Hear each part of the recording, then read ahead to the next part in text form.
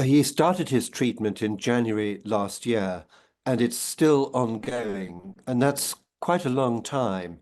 So what I'm hearing is that his cancer has been controlled, but obviously needs to be, observed and treated continually. I mean, because when he went on that trip abroad to Australia, they specifically stated that they were suspending the treatment during the time that he was away, which was fine. So I do think it's a bit concerning that he has to go into hospital all of a sudden, because I don't quite know what sort of side effects you get. But if it requires him to going into hospital, it's not just nothing. So I think that is a bit concerning. And I think the other thing about him is that what we've seen is that he's incredibly hardworking. And I suppose that having become king at a rather late age in life, he wants to do as much as possible. And I know that his office and his family and things are concerned that he does too much, that he pushes himself too hard. So maybe he's just been overdoing it, and there's been a bit of an effect from that.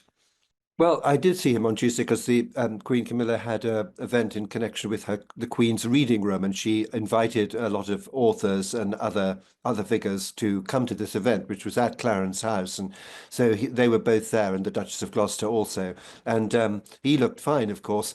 I think he has aged quite a bit in the last year, and he does look older. But, on the other hand, he's very alert. He's vital. He's firing on all cylinders, it seems, and doing a pretty good job when he can. Since he became king, he's suddenly a head of state in his own right. And so, whereas before, as Prince of Wales, sometimes he was thought to be interfering in things, since he became king, he's had meetings with people like President Biden, President Macron, other people, one to one. It's absolutely natural that they should meet.